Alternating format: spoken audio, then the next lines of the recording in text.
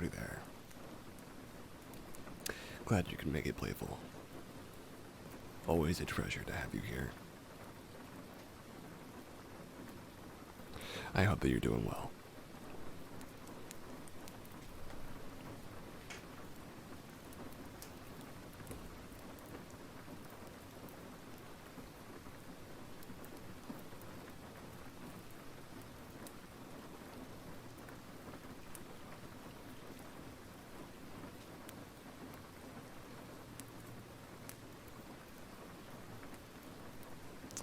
Alright, everybody. It is 7:30 p.m. Central Standard Time, the 27th of March, 2021. And this is Cast Talks. This is the show where you show up and just relax for a little while. Just sit back with a snack or some tea and unwind for just a few hours on your Saturday. Cast Talks is for lots of different things. You might like it just to have some background noise while you do some work, or you might enjoy just listening in to some dulcet tones and some good news. My flavor of tea for the week is honey chamomile vanilla tea from Yogi, I believe. You set a reminder playful. You know, it's a good idea. And I am doing okay. My arms are in a little bit of distress, but I'm alright. I got my 1 of 2 vaccine on Friday. Was it Friday or Thursday? It was Friday. It was yesterday. And my arm was very sore for a while, but it does feel better now.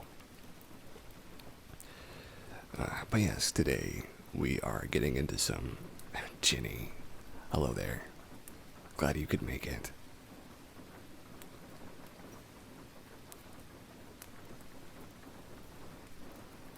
It's a part of it, certainly. I am having a little bit of soreness and discomfort in my arms from the other stuff that happens, but yeah, glad you can make it, Ginny. Always glad to see you in chat.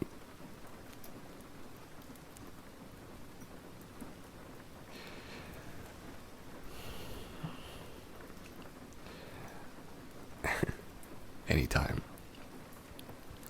To all of those people who are listening in the future and people who are listening or lurking around, go ahead and get comfy, because we're going to be here until 9:30 CST. Now, to begin with, I'd like to thank these lovely return viewers: Music Freak 1985 and Jenny Breen and Taddy Two Bears, who is not here yet, but she will be. At least I have a feeling she will be. You folks have been here again and again, and I want to make sure you know that I appreciate you. I'm very grateful for your presence, and it inspires me to keep doing this, though I don't need much inspiration considering my will is rather strong towards its continuation. I do want to say I'm very grateful and blessed and privileged to have your company on Saturday nights like this. I can't thank you enough.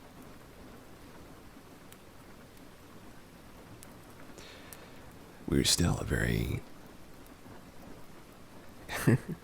It's true, you've been here for a little while. I'm glad, though. Really, I am. I am very glad. Glad to have you. I'm glad to have this many awesome people. I am glad that we met, though. So, today's schedule is a mix between good news and animal videos. Mostly lizards today. I noticed I got into a lot of lizard videos. Wow. I'm glad to hear it. Playful.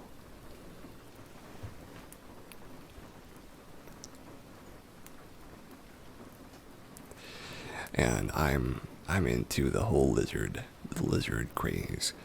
So I'm going to be showing you guys some great videos, and as always, you'll hear me say how I feel about them. And before that, we will get into a little bit of good news.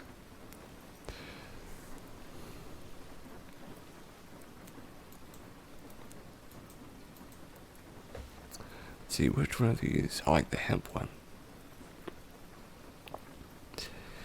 This is from Good News Network from the 25th of March, just a few days ago.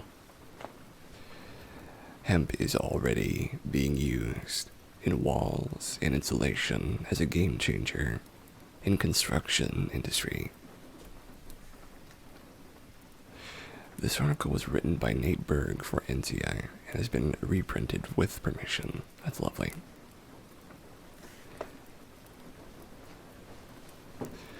It has become almost a cliche to discuss the benefits of hemp.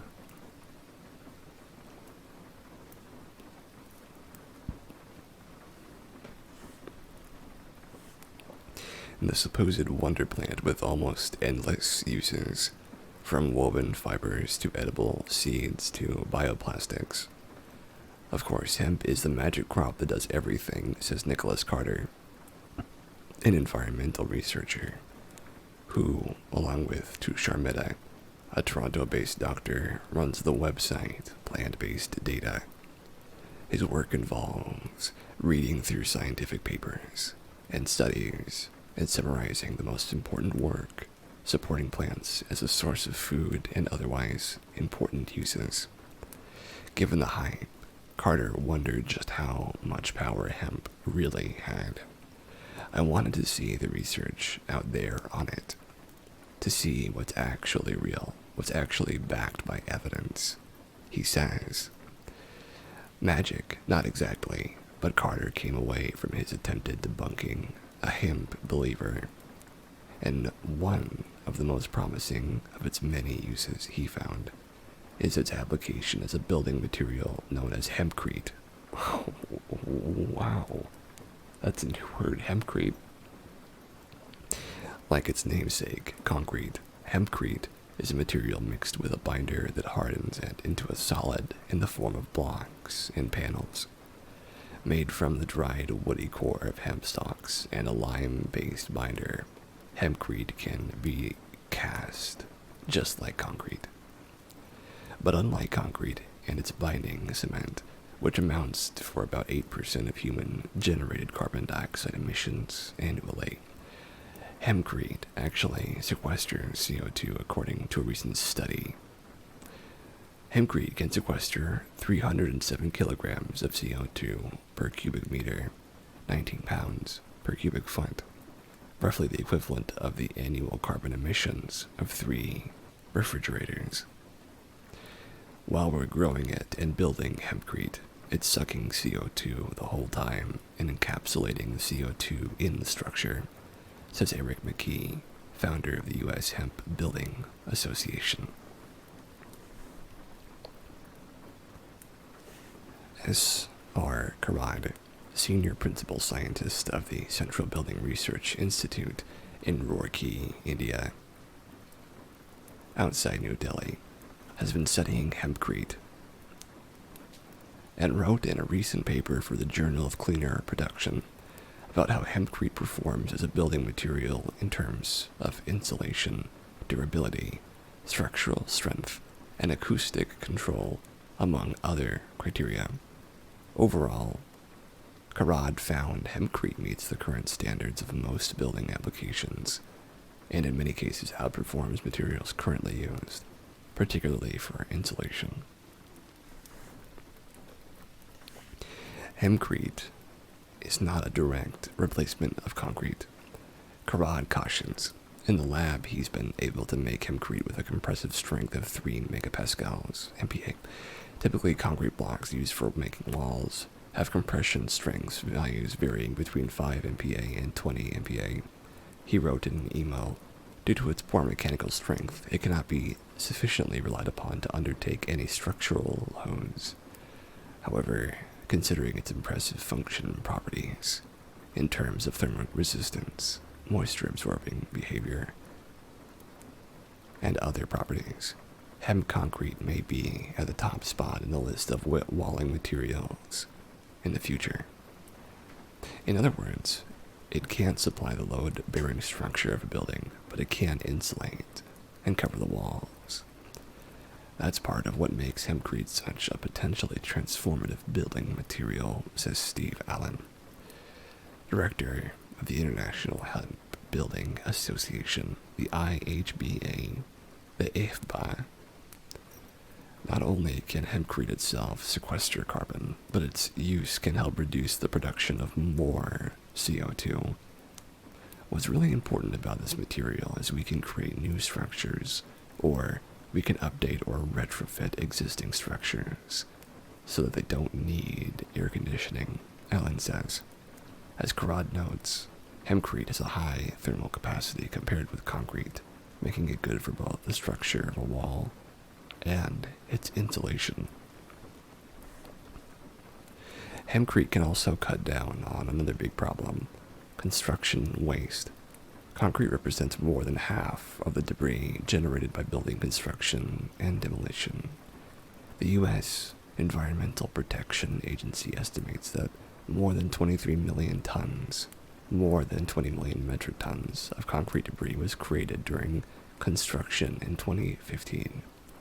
And while hempcrete can't be used for structural sections of buildings, it can be used to replace non-structural elements of walls that traditionally use concrete.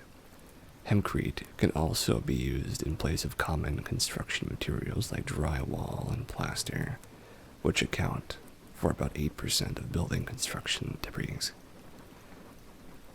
Allen says builders are beginning to see the value of hempcrete.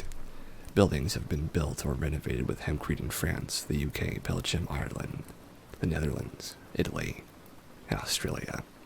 He says the British Science Museum's group artifact storage facility used hempcrete as public housing towers and even renovations on stone buildings that were hundreds of years old.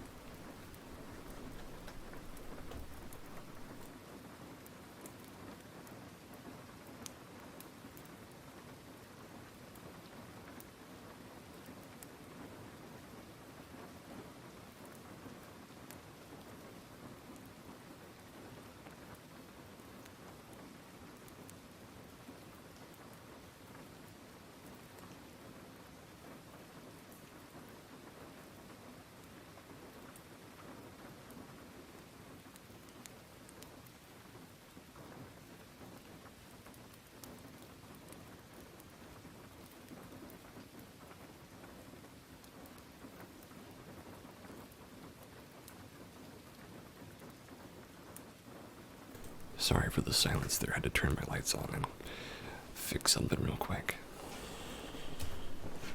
Don't worry, it's almost done, Playful. Or Ginny, excuse me. The challenge, he says, is availability.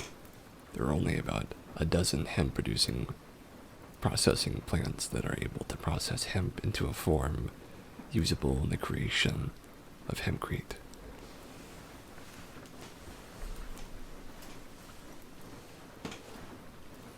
And most are in Europe, according to Allen.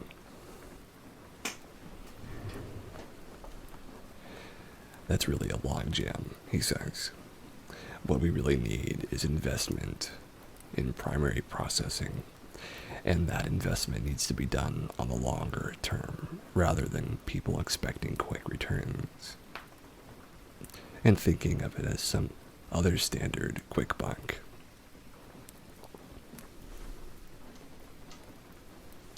Karad notes, the other major challenge is the legality of growing hemp, which can be hard to distinguish from marijuana plants. The commercial offtake of hemp concrete is still limited by the regulatory constraints of hemp cultivation, Karad says. But laws are beginning to change. In the US, the 2018 Farm Bill allows for the broad cultivation of industrial hemp, but with tight restrictions on grower licenses and the crop's psychoactive content, tetrahydrocannabinol, or THC. Ellen hopes this will lead to more farmers producing hemp crops and entrepreneurs seeing the opportunity to build the processing plants necessary to turn that hemp into building products. He says builders are willing to use hemp in their projects, but the products have to be available, which relies on the processing, which relies on the farmers. Once those things are in place, it will all become profitable, Ellen says. In a way, we're talking about starting an industry from the ground up. That was a lovely one.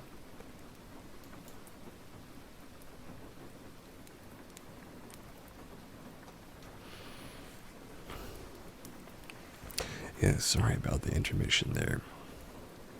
I'm gonna have my first sip of tea now.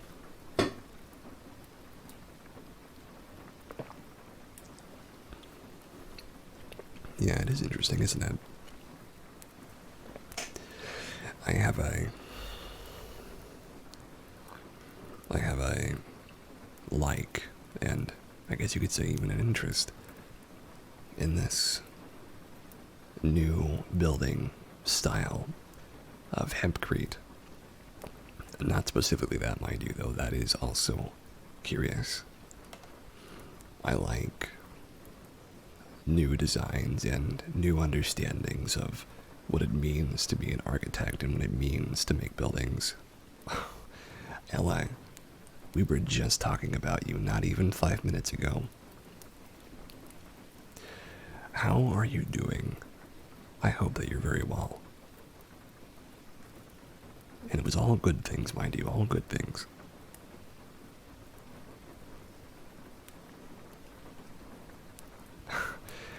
Well, I was saying that I was very grateful to have you on stream as one of my regulars.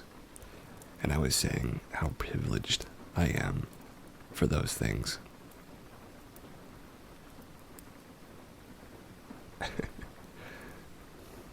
Ella is one of my, probably my oldest regular. She's been here since almost the beginning. If not the beginning, I can scarcely remember now. It's true, we wondered where you were, though I was confident you would make your appearance before long. You just happened to miss our first good news segment of the day. But there's still plenty more where that came from.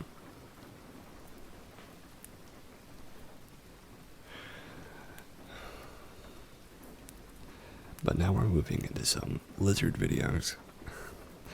I've always considered what it would be like to own a monitor lizard, or perhaps even some kind of small alligator-like pet. I don't quite know how to feel. Well, a snake would be great too, actually. They are cute. They seem very scaly and very rough sometimes, though. But chameleons are adorable. I certainly think chameleons are great. Very gentle creatures. So here's our first video.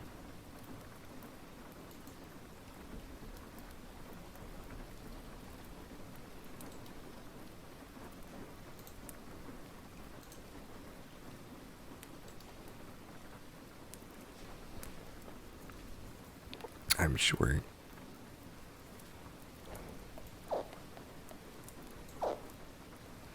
Listen to that purr. Oh, he's so happy.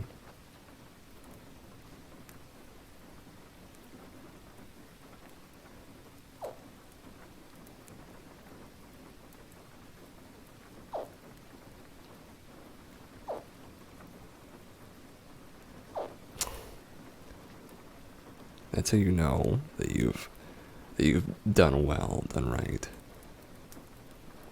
So when they make that noise, that's the sound of a very pleased baby alligator.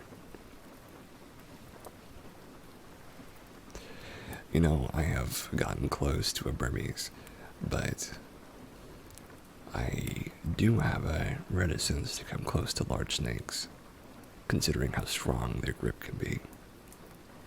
I do, however, love the idea of having like a friend who has snakes that I could go over and visit, because I do enjoy animals, almost all of them, I should say, but I do feel a little intimidated by them, I have to admit. They are very big.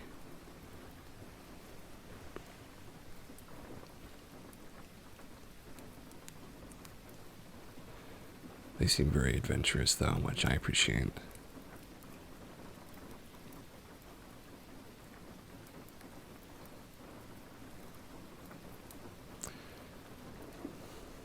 I have heard that there are some alligators that are very, very friendly, though. And some monitor lizards as well that are almost like dogs.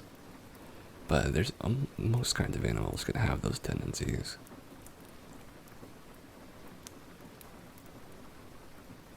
I do want to pet a snake someday, though, just like this one.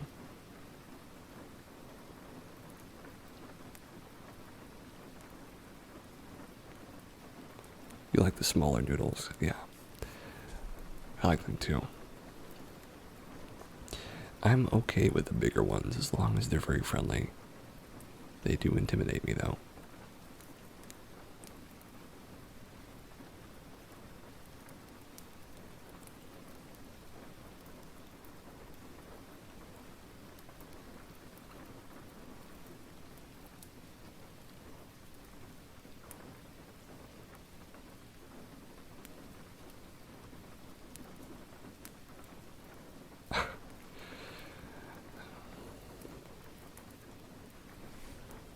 Lovely.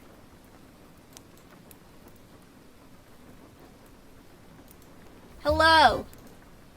That was not what I wanted. It's one big old snake, you're right. She needs to get to the actual interviewing. Well, no, this is stupid. I'm done with this. So recently, This has turned from Catsius Mishima to Cassius Snakeama. Cassius Snakeama.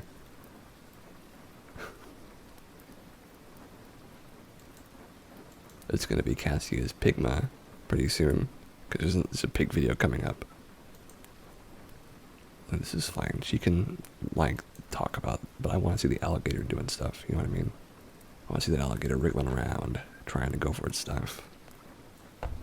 That's what I'm here for.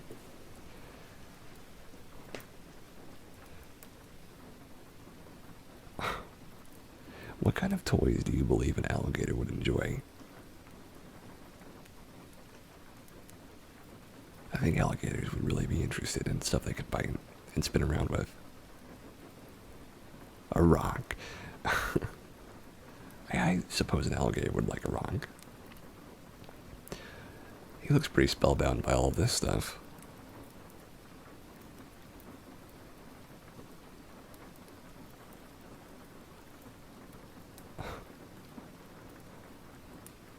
Very ambivalent, though. Just a little bit ambivalent.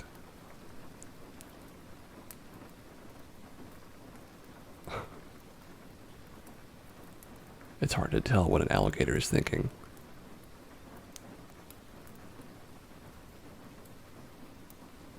They're very mysterious. Very mysterious.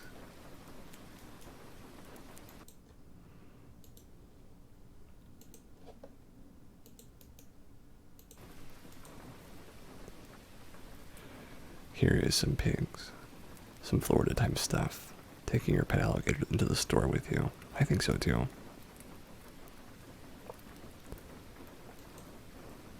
And here's some good pig videos. Pigs and alligators. That's today's videos. They are very cute, aren't they? If you didn't know this, the snout of a pig, the nose. There are no two pig noses that are identical They're like fingerprints. They can identify a pig just by seeing the pattern. Isn't that lovely?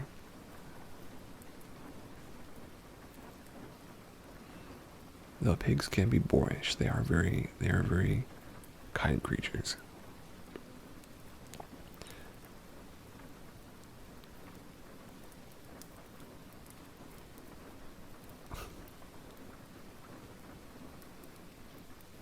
Lots of lollygagging is what they do. I do like seeing them being all comfy though.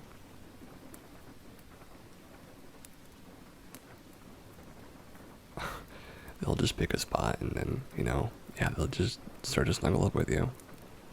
They don't mind if you're uncomfortable, they'll just sort of find a place to put themselves on you.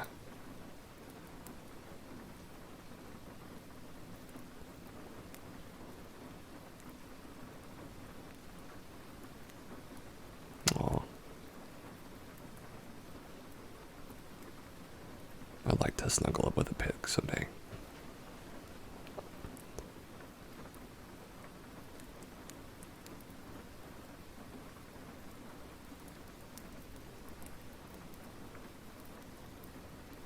This is a lovely video. It's got my favorite things, pigs and cats. I love it when they do the big head edit, where like they make the person's head bigger. That's cute too.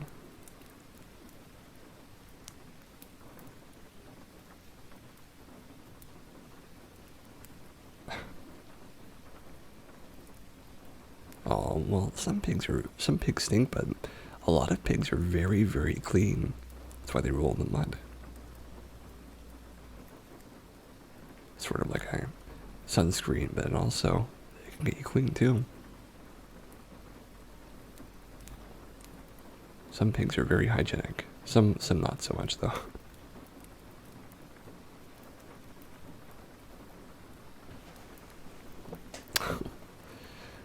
I haven't seen a pig with sunglasses on before, so this is new to me.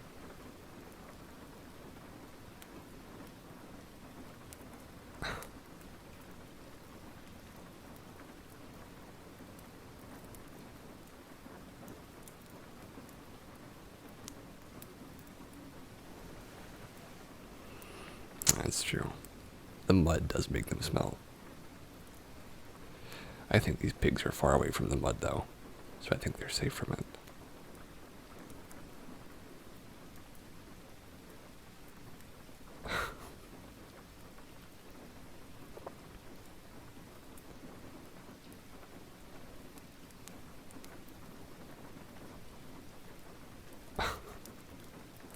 Oh my gosh, these videos. What is this?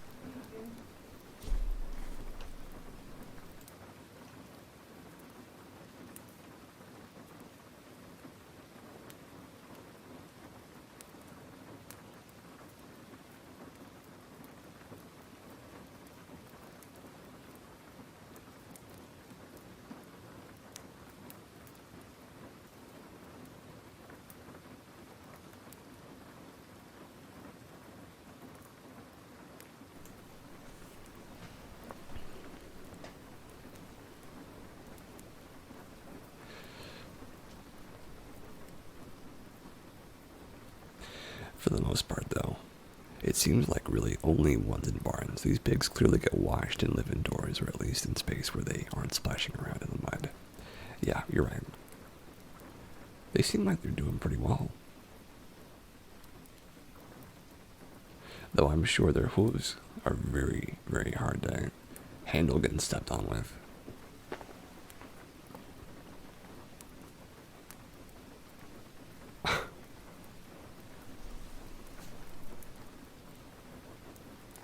Aw.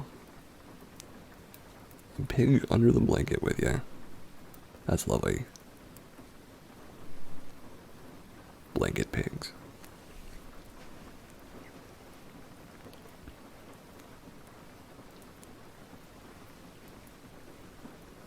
Pigs in a blanket, yeah, you're right.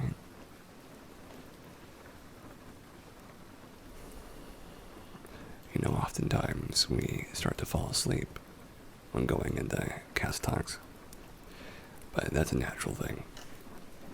If you're laying down in bed right now, if you're just taking it easy, just spending some time lying back, it's pretty easy to fall asleep, And I know that I do have a quality to help people get there. In fact, it's one of my dreams, is to help the world sleep a little bit better. If you ever find yourself in need of some relaxation or in need of some calmness, some peace, I've got over 50 videos on my channel. 50. I can scarcely believe it myself, to be honest with you, but it's true. There's 50 of them.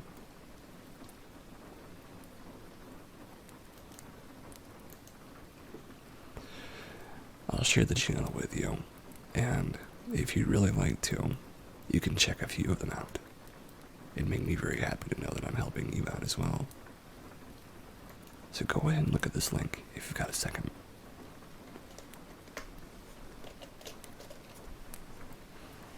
Consider popping on by. You might find something that you like. I think about the kind of house I'd like to own, in the future sometime. I think I'm not quite the most retro or wood house kind of person.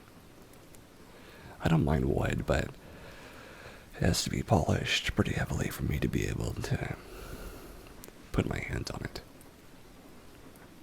I guess I have a bit of a difficulty with the texture of unpolished wood.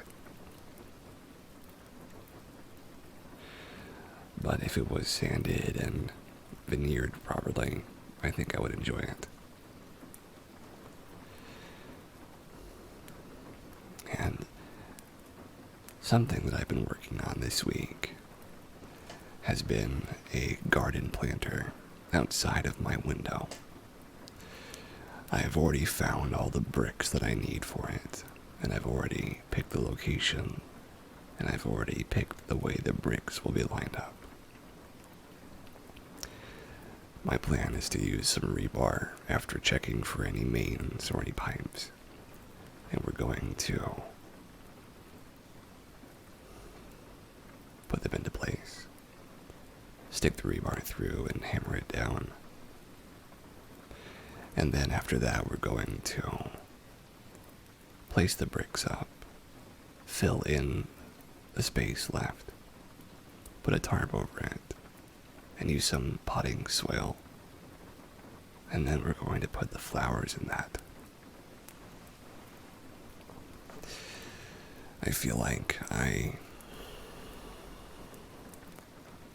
really could use with some lovely bees and insects, maybe even some ants, roaming around the garden plot.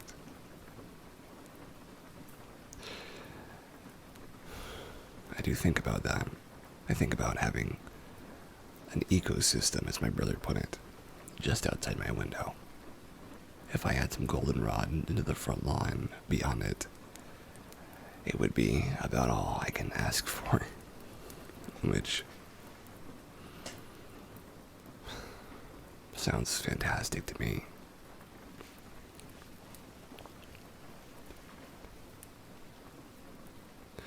It's about all anybody could ask for.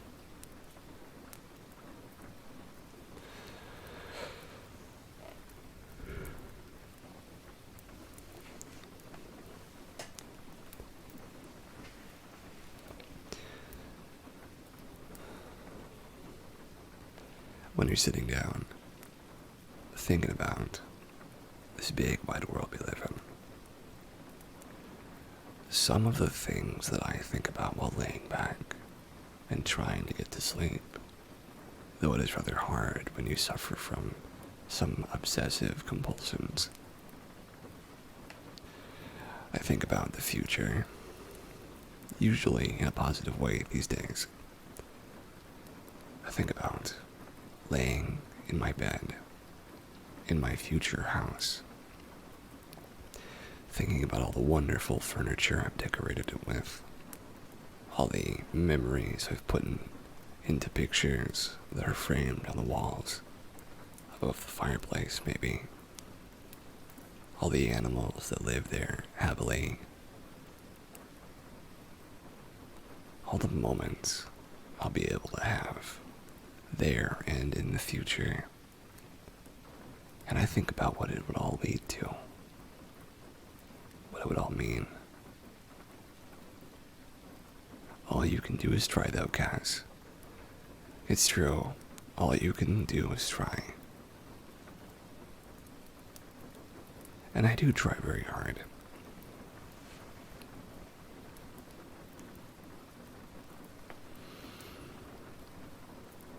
I think about all those things, and it usually gets me to sleep.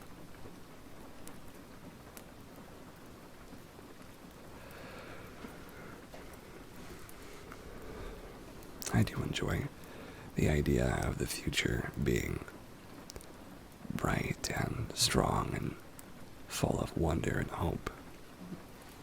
And I do see that when I think of the future,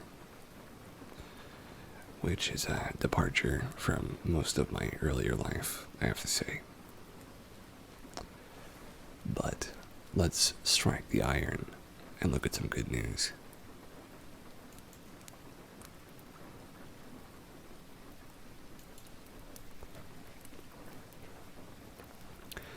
This is by Judy Cole from March 25th of 2021. Floodwaters couldn't stop this Australian miracle wedding from happening.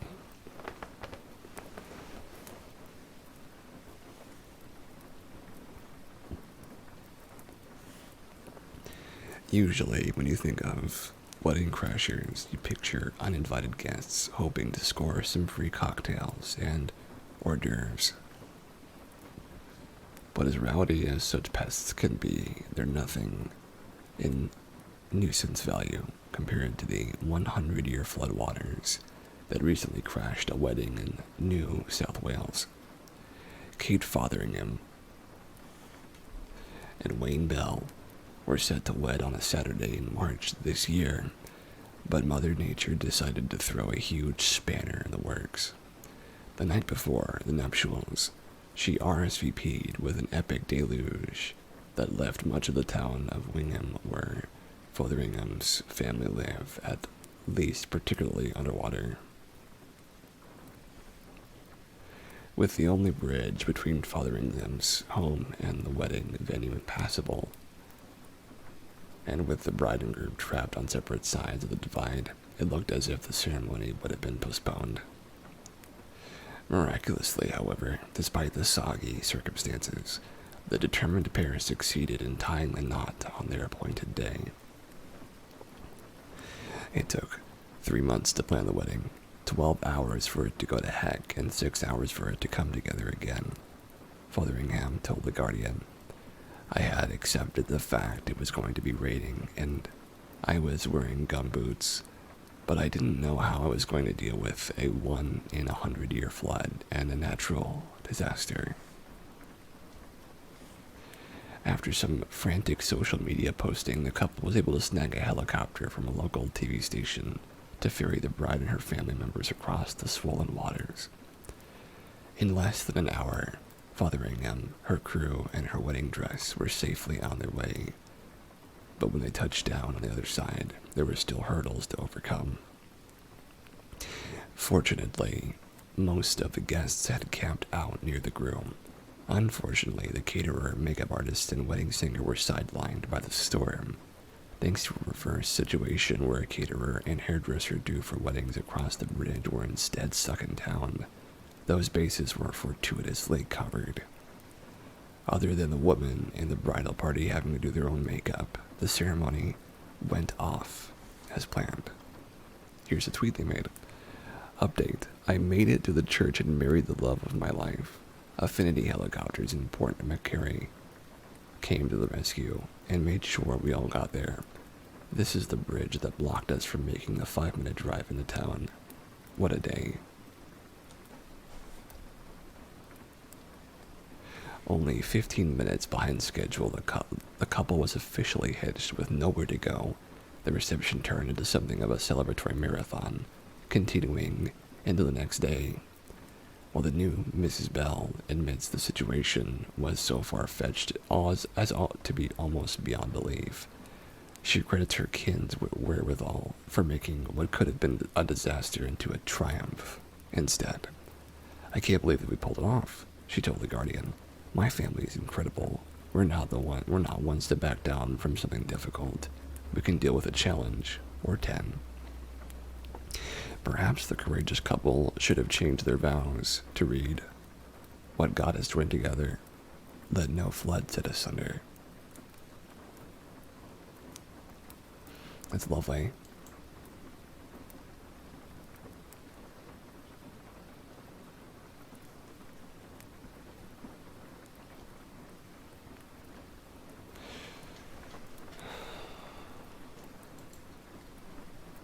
It really is.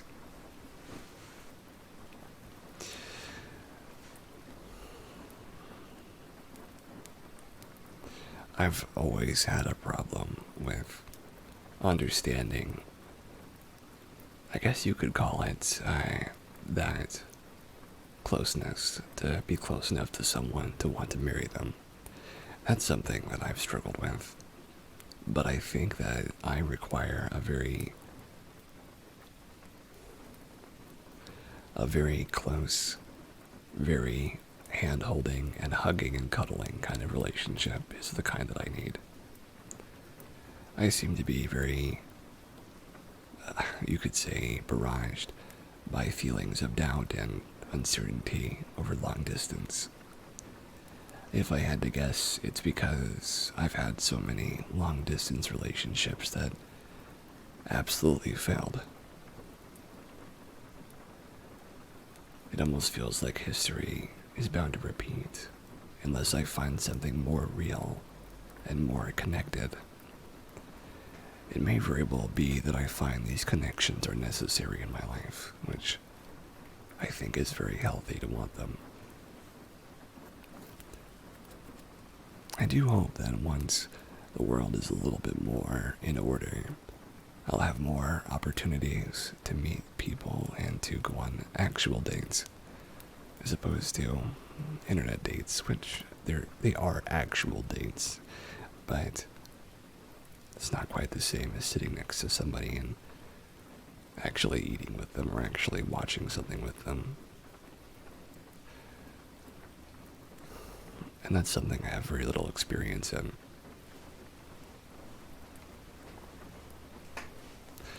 I find that I am a very closeness requiring person.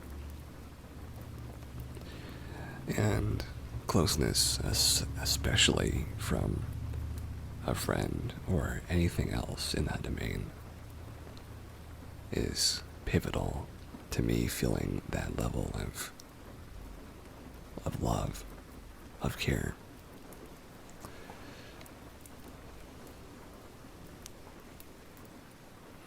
You could even say sometimes that you have to stretch your imagination a little bit to see somebody as opposed to having them in front of you where you can hug them as much as you'd like to. I find that to be difficult as well.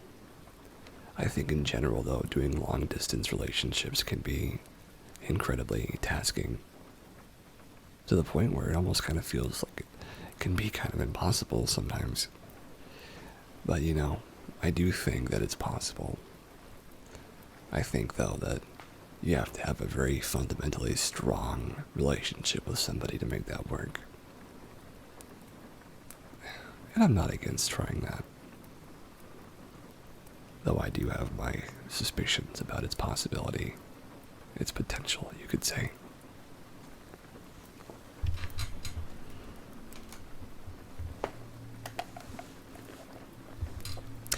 I do hope that all of you listening out there who have had relationships like these have had some successes as well as some failures, or no failures at all if you can help it.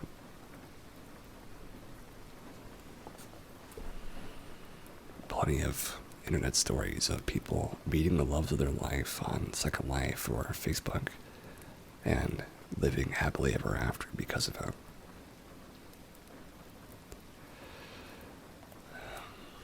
I think for a very long time I wanted that to be my story too. And maybe I still do to some extent, but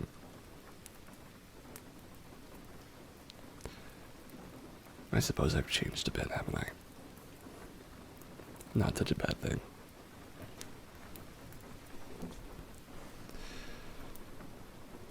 We're moving on to more animal videos. Let's see if we can find some good ones.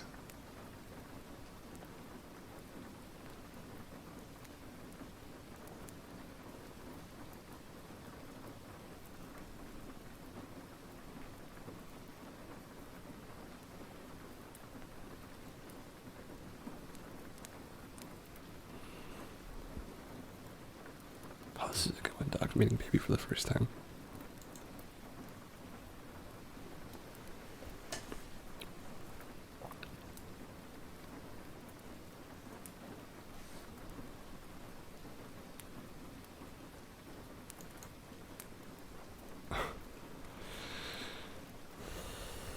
Yeah, Shibas are very cute, aren't they? Had a lot of long distance failures, even when I've actually seen the guy. Yeah, even when you see somebody either on camera or hear them on voice or meet them in real life, you have to rebuild everything from the ground up when you meet someone in real life. Because it's not that you can't take a lot of those long distance feelings with you and manage them the same way when you're talking with someone face to face. You have to start over in a lot of ways. That's a difficult thing.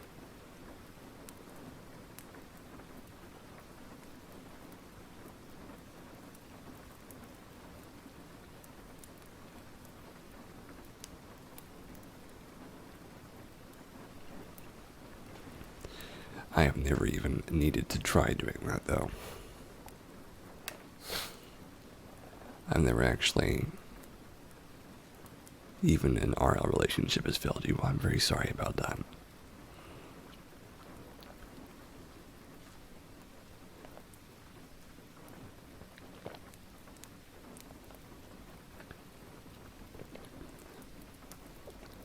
It does happen sometimes. Look at those dogs, though. They're really into that.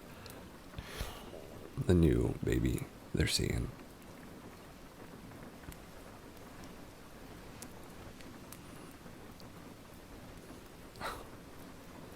I wonder what they're thinking. As close as you and Aries are right now, you can't imagine meeting him IRL and knowing how to handle that type of situation. So, I can give you some ideas on how I would do it. If you meet someone in real life, then you have to... Oh, God's gonna break through the bars.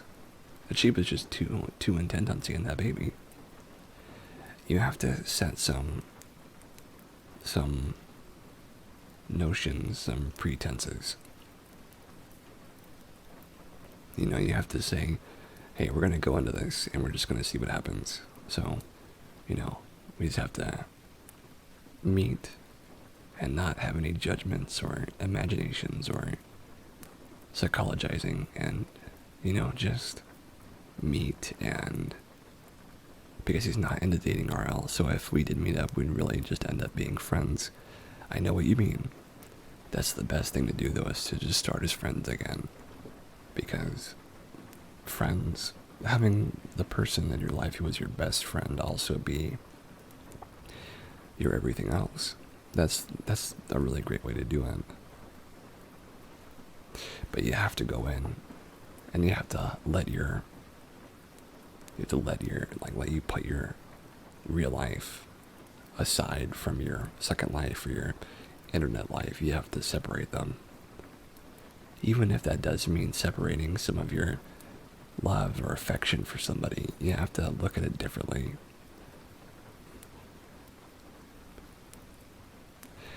It's true, Ella, but you do have to move backwards to make it work. At least that's my belief. Otherwise, it is such a rocky water to try and... that is a very small baby. It's rocky waters to try and make that work. And I don't know if I can make it work, but I believe it's possible. It's just very difficult. That baby is like so small. They are barely even conscious. Too young to even know how to exist.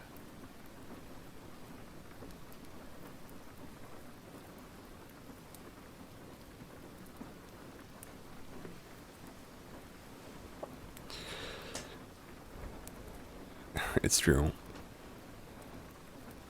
Cute as heck, it's also true. Just a tiny little baby, swaddled up. And those dogs are just not sure what's going on. Shibas are a very noble breed, though. Very expressive.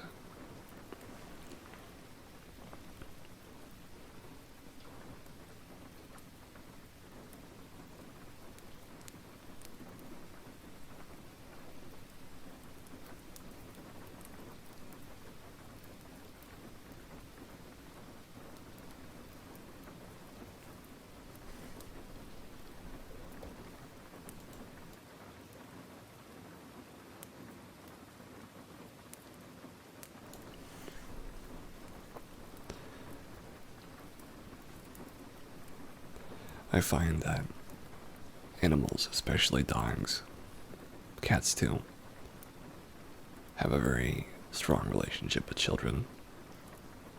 Oh, he's opening his eyes.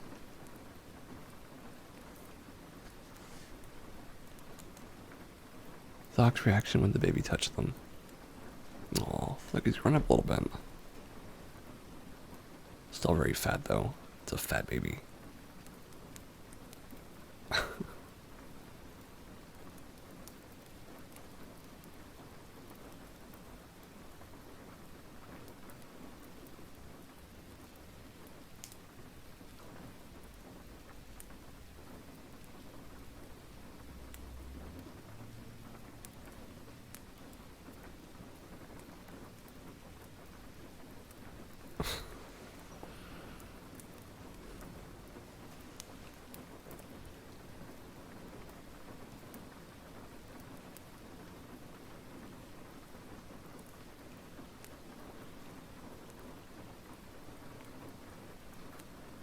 Oh, he seems to be enjoying it.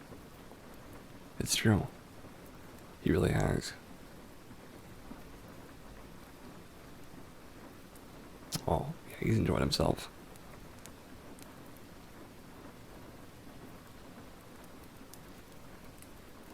One of my closest friends is dog, and a few times I've slept over, the dog would jump on the bed with us and sleep against me. It's amazing, yeah.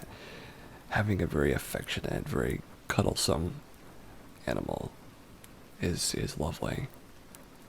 Because you know they want to be held, and they want to be slept up against, and they want to be cuddled.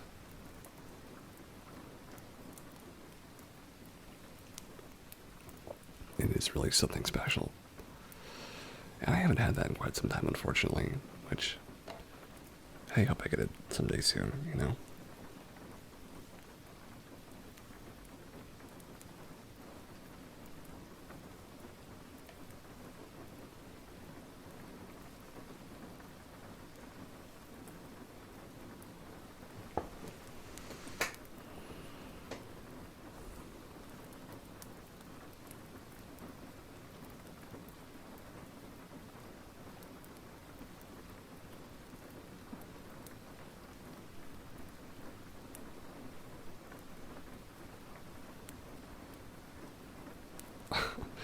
Rubbing the baby's feet on the back of a dog.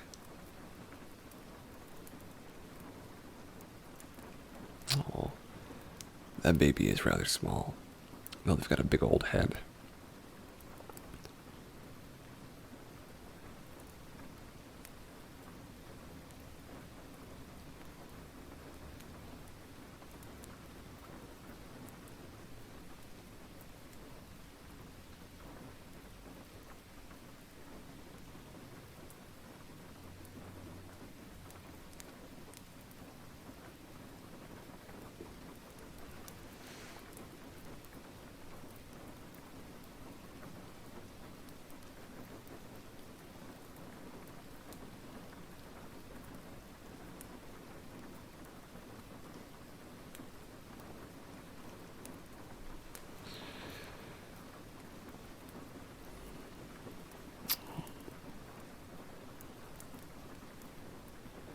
doesn't even have any eyebrows yet.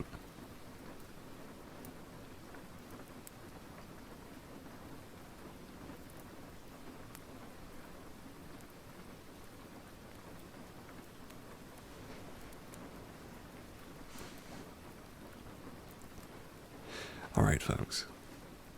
We are coming to the halfway point of this episode of Cast Talks. So what I recommend you do, if you're not asleep, which you may very well be, is you stand up, stretch out, go to the bathroom, get some water, and then come on back in 5 minutes. And I'll be back by then as well. So give yourself a little bio break. Alright, Jenny, thank you so much for coming here. And try your best to sleep tight, okay? Yeah, good night to you.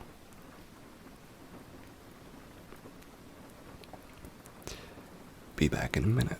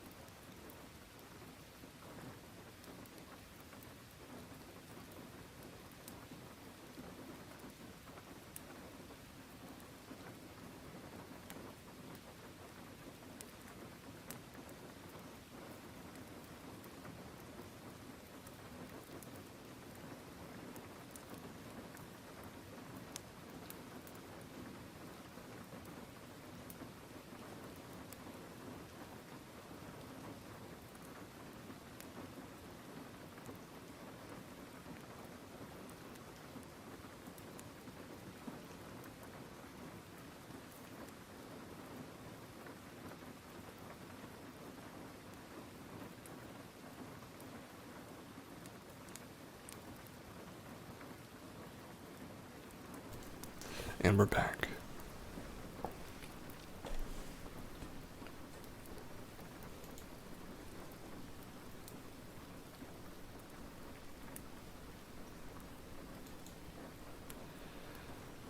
I hope you all had a lovely break.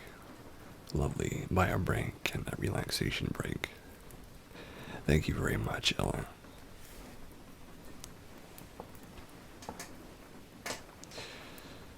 We are now in the second half of our episode of Cast Talks for today.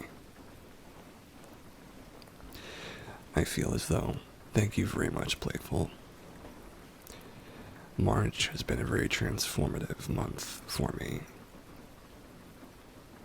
I'm much more active, much more awake, and much more busy. It does feel like a new me. It does feel like a lot of powerful things are happening in my life. And I'm enjoying it. I hope that some powerful things are happening in all of you folks' life too.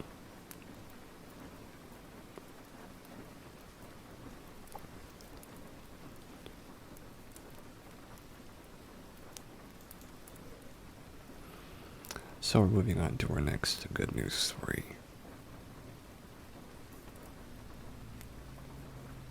Some powerful allergies. I am very privileged not to have to worry about most allergies.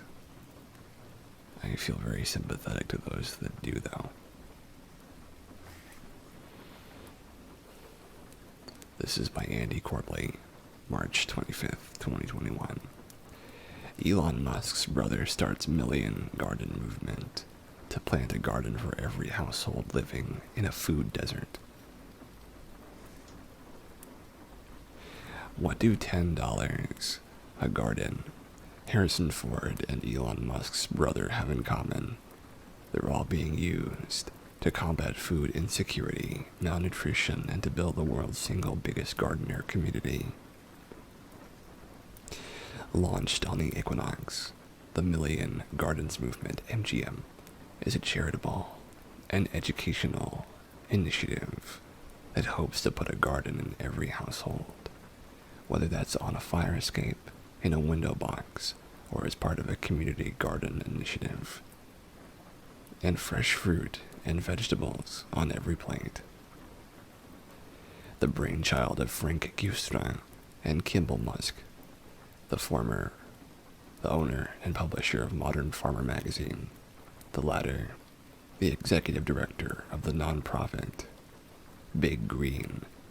MGM puts little green gardens in units in homes and classrooms for just a $10 donation. The little green gardens are at their core ready-to-use fruit and vegetable garden beds, and over 5,000 of them have already been distributed. Kimball Musk explains that each garden bed comes with a customized growing plan and online lessons and activities to support the growing of culturally relevant at-home veggie gardens. The MGM platform is simple. If you're a gardener, sign up to join the community. Donate $10 to give a garden to a family that can't afford it or that lives in a food desert. Read and contribute to the blog, and then tell other gardeners about it.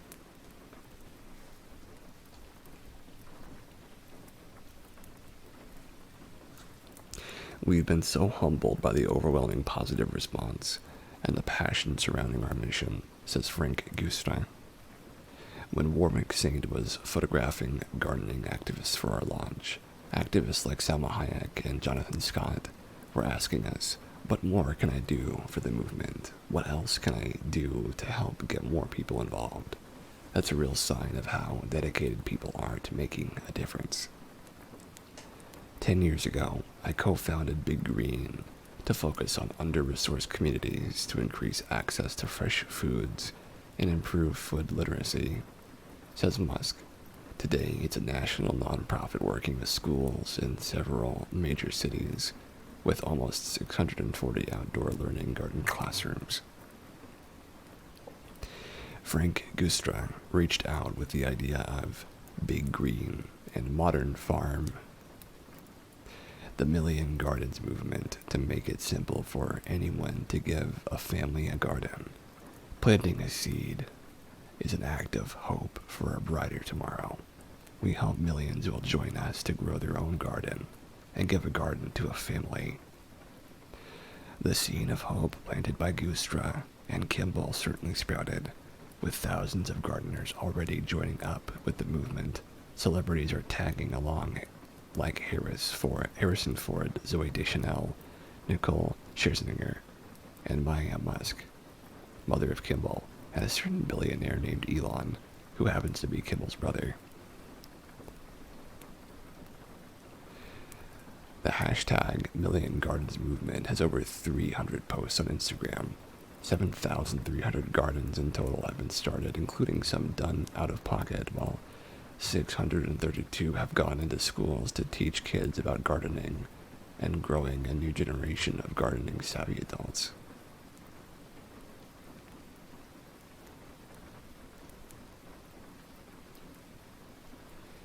The most successful aspect of the Million Gardeners movement has been the continual growth of an online gardening community, says Gustra in an interview.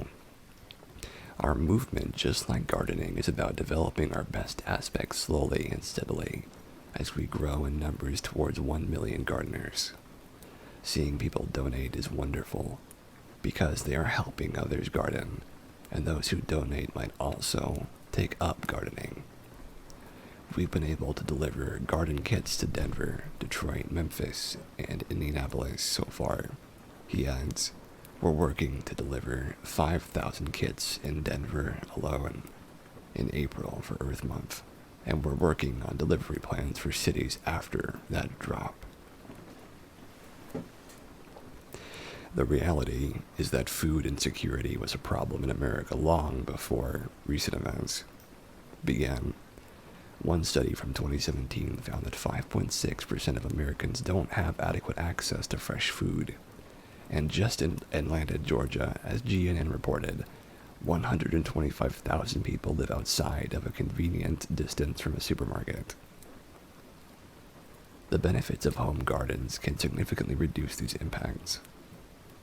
Even something the size of a little green garden given out by MGM can help. For example, according to the Journal of Extension, the average home vegetable garden produces $677 worth of fruits and vegetables every year. Our hope is to quickly expand to Canada this year, with sites on Vancouver and Toronto, says Musk. We hope to expand to Mexico and beyond to make this a worldwide movement to encourage millions of people to grow their own food.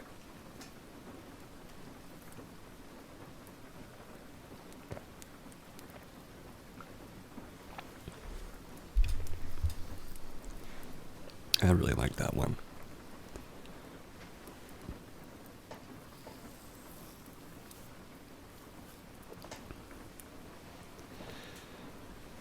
That was a good one.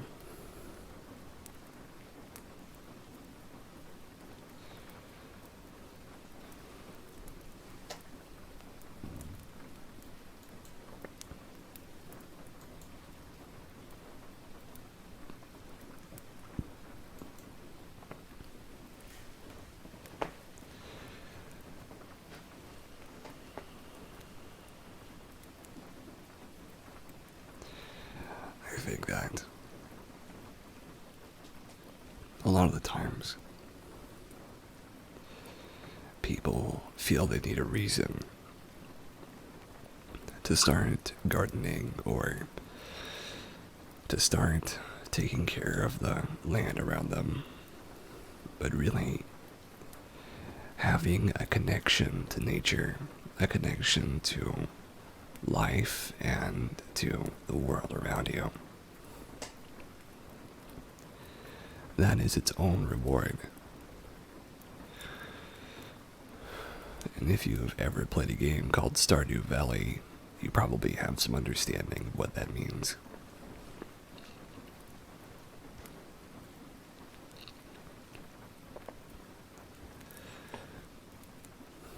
And I would also like to have that connection with nature if I can help it.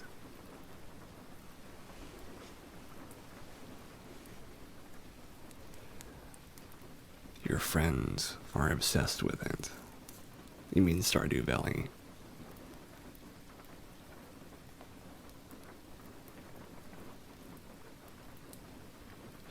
Hey, it's a very popular game.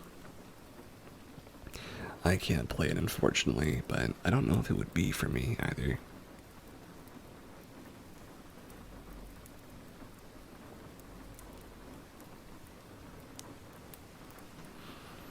He dropped SL for it. Wow. That's a big change. SL is kind of a commitment, you know?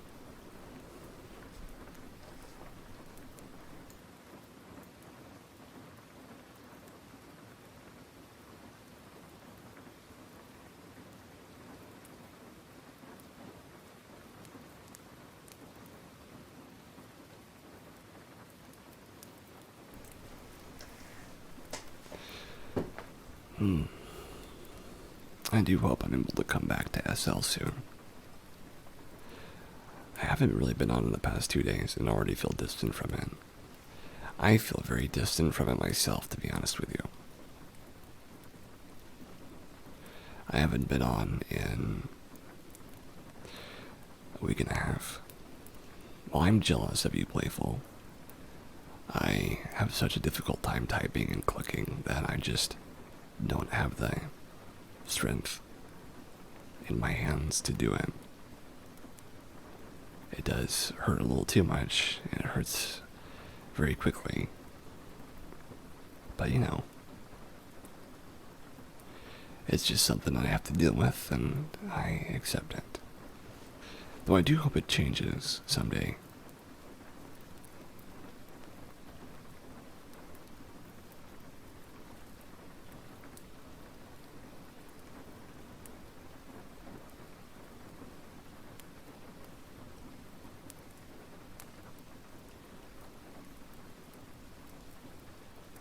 It's true, I can voice. But I have to click eventually to do stuff, you know?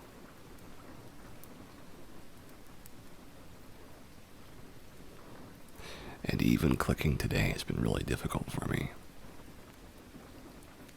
It's true.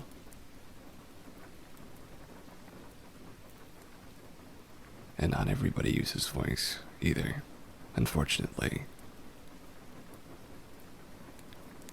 It's true. There's a lot of clicking involved in video games, especially Second Life. And I do miss it very much. I miss it very much.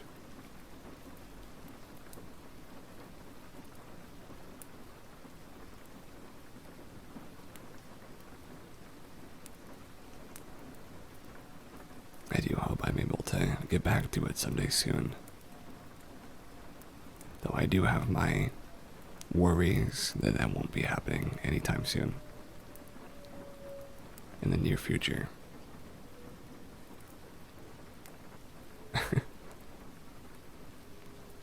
Thank you, Playful.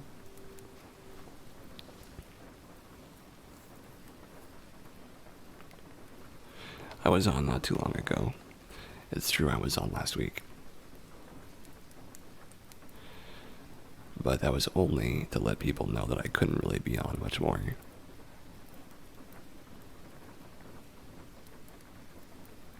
Or this week, excuse me. It was for my birthday party, that's right.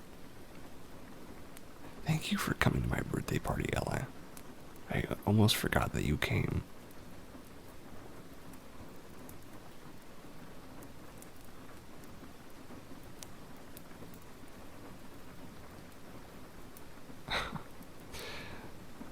It's not a forgetting from lack of care to forgetting from a poor memory. But I am very glad you could have made it. That you were there. It means a lot to me.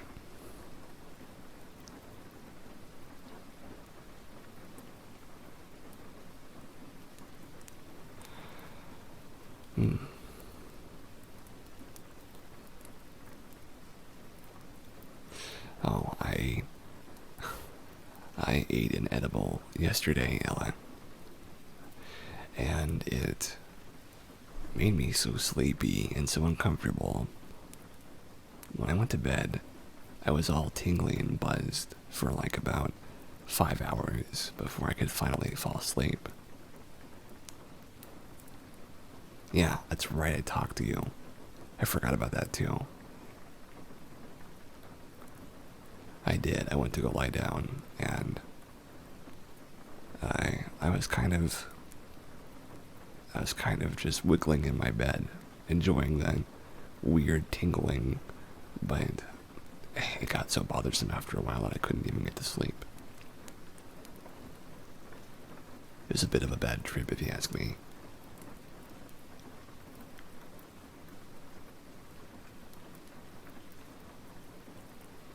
I did eat a full one. It's true. It was 20 milligrams of, I think it was a indica strain. Or it was, I don't know if it was indica or sativa. Oh, excuse me. I'm gonna have to edit that out later. Gosh, my chair is so noisy.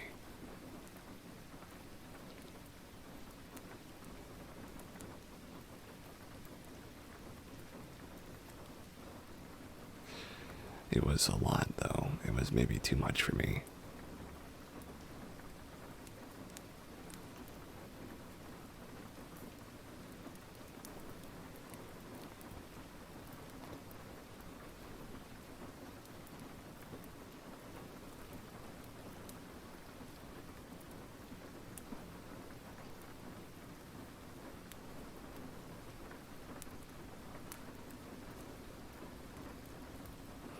I'm enjoying the sound of the rain.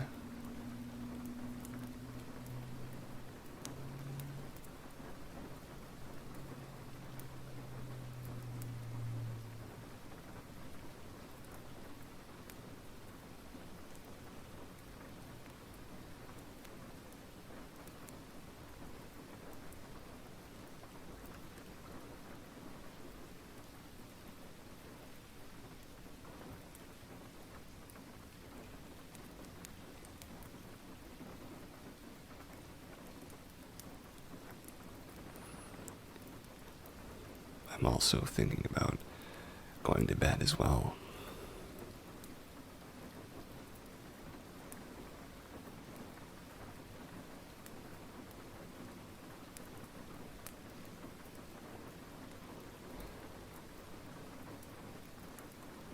I'm going to get a good night's sleep tonight. That's my plan. It's been a slow day. Why has it been so slow for you?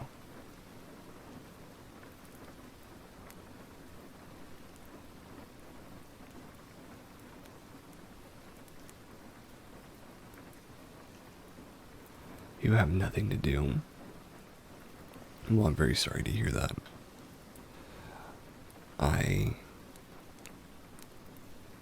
haven't felt like that recently myself. But what would you like to be doing is what I'd like to ask.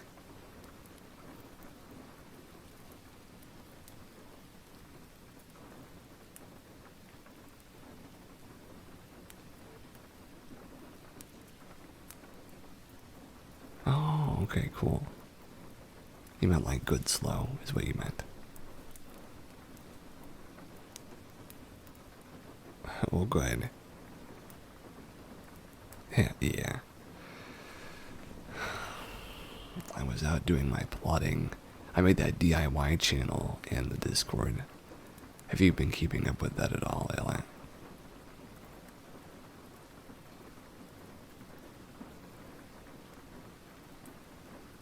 It's alright if not, it's very new. As in, like, just today new. Or, no, yesterday new.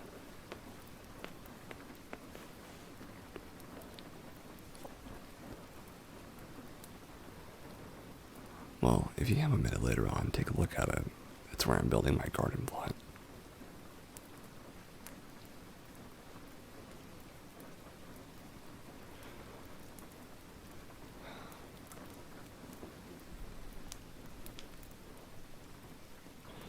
Yeah, I think we're gonna end the show early today. Not quite yet, but here in about 20 minutes.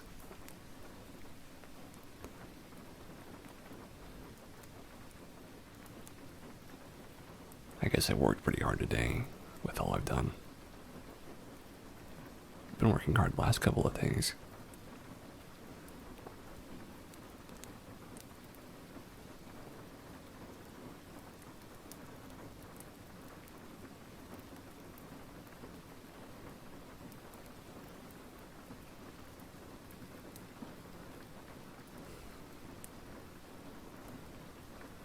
That rain really is getting to me, though.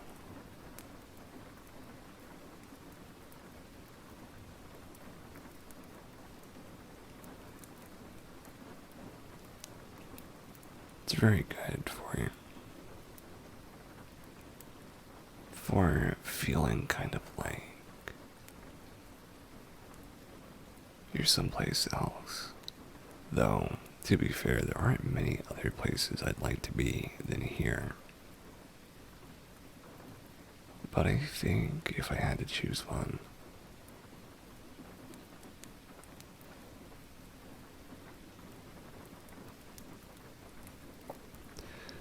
I'd be laying on a ridiculously large bed. Weekends where you feel like you've done a good amount of work and you feel accomplished are the best weekends because you can truly relax. It is very true, playful. It's very true. I'd like to be on a ridiculously sized bed with ridiculously sized blankets.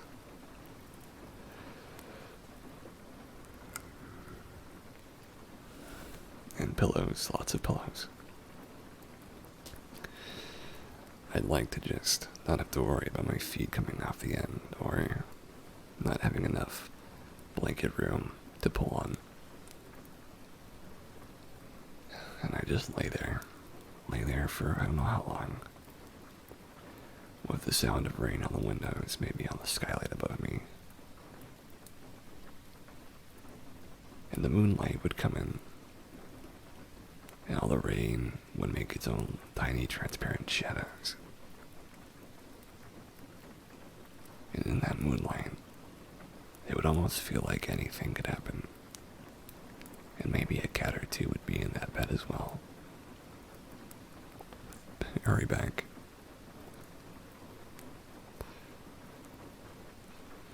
You know, I do have many flights of fancy about future homes and future animals.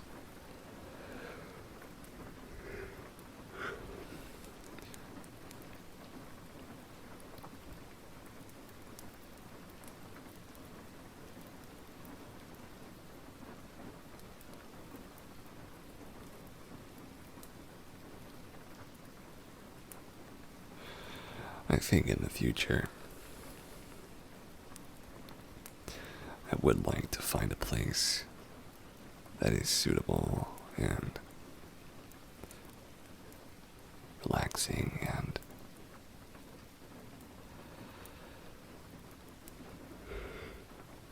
a place that invigorates me.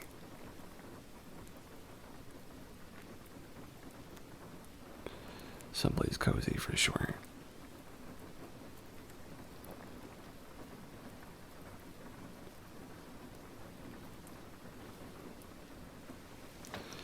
But when I go lie down here in a little while, here in about 15 minutes, I want to lie down in a great sense of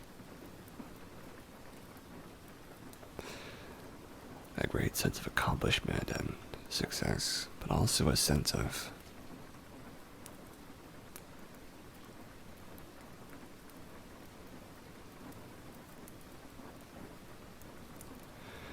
feeling like I have made progress and a step in the right direction. I'd like to get those plants in the soil, the seeds in the soil, by the 1st of April is when I'd like it. But I know it takes time to make plants work and for them to grow.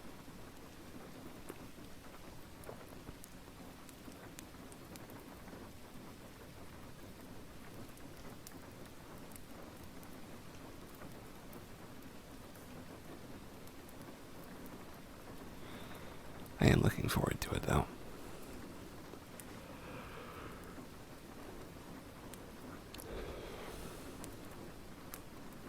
Oh man, I'm getting hit hard. Getting hit real hard by it.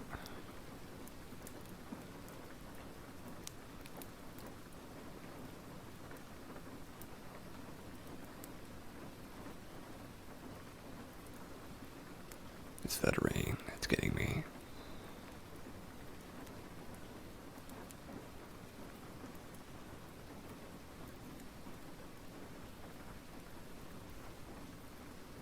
Welcome back, Ellen.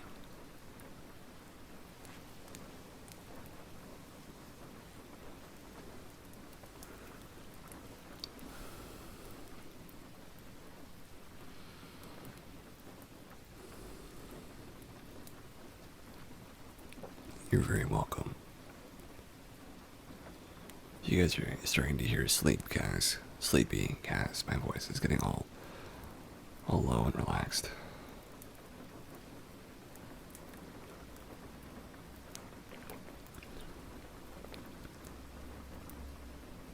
Which is a good place to be.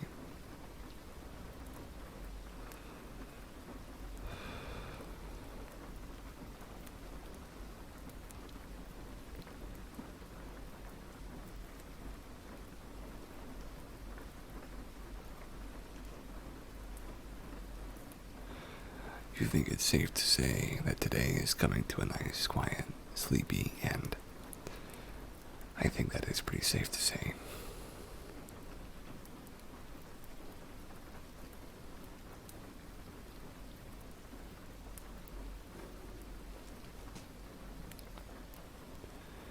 I'm looking forward to it, though. To doing stuff tomorrow and to working on what may be a very nice night's sleep today. I'm gonna take some CBD before bed. I know that much.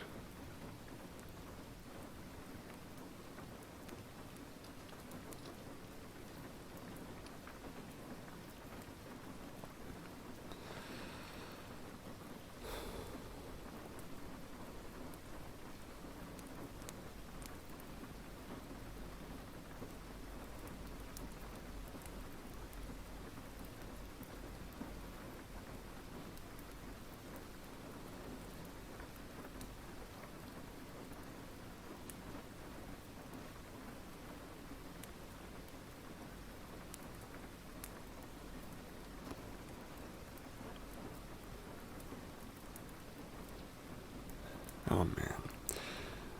Was I finally able to get a prescription for the edibles, or did you find another dispensary?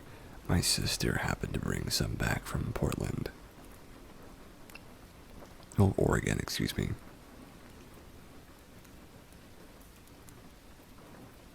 Yeah, I didn't really enjoy them very much, as I said earlier, but I guess it just didn't agree with me very much.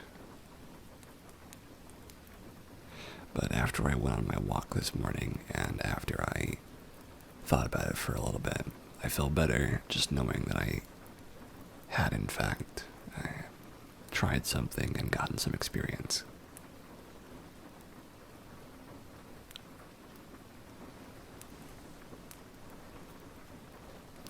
I did get some experience out of it.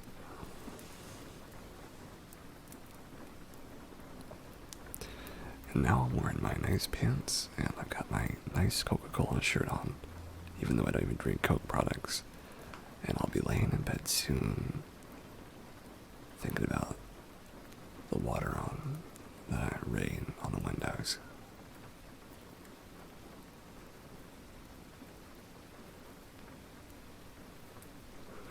It's a very nice place to be.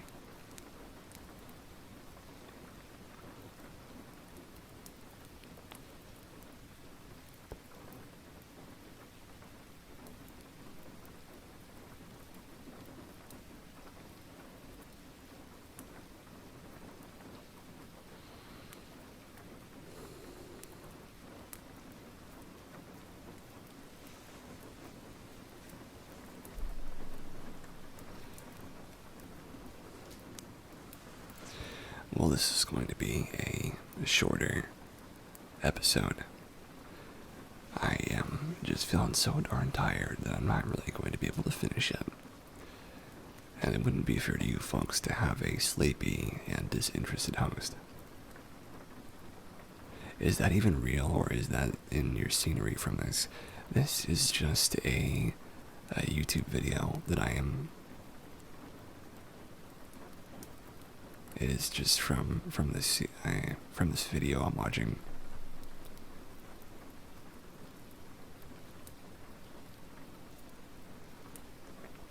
Yeah, we have a nice little background video that is a lovely sight and sound for us here in the now. Is it a real place? Oh, I have no idea. It could be, but it looks a little cartoonish to me.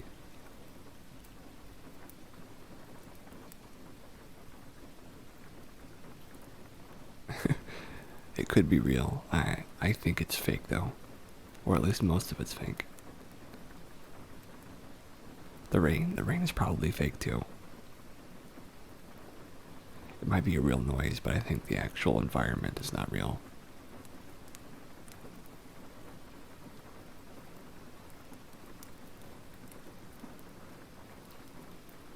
It's hard for me to tell though. But I think there's some shenanigans going on.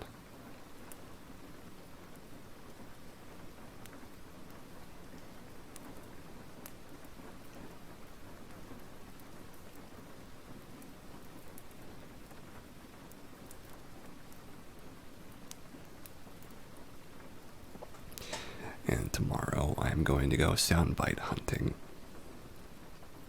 I'm going to go find us some awesome sound bites to use during our stream so that we can have something playing to let us know that the stream has begun. That sort of thing.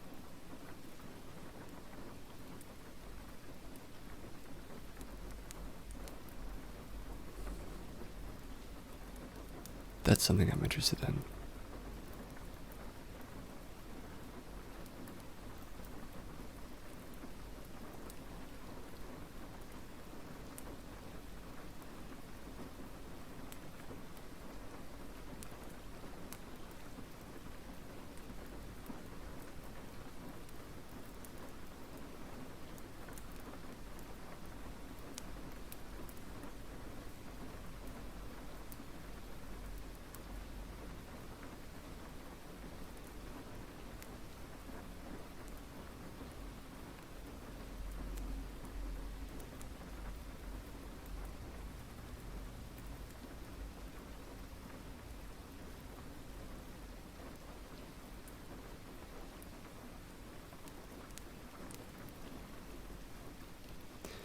Well, folks, I think that's going to be it for today. For everybody still awake, thank you so much for visiting us and for spending some time here tonight with me.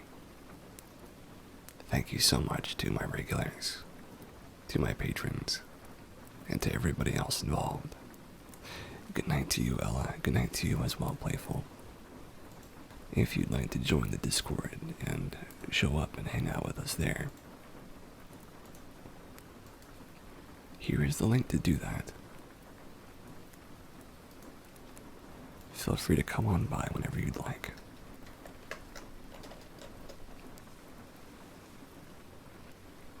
And that's for everybody else.